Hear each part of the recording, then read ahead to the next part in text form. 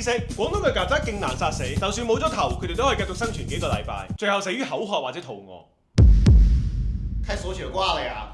不砍頭直接踩死他咯！如果踩死嘅係曱甴乸，佢大概都會爆好多曱甴仔出嚟，仲加熱鬧。這還有二階段呢，還自帶網語的呀！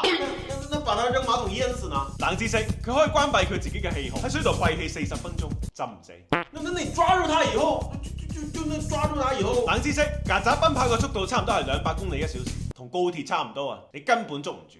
你堵它路，佢要飛。那你用藥殺它以後不就好嗎？曱甴乸交配一次之後，只要唔死就可以一直生，甚至冇公嘅喺度都可以生，終生生仔。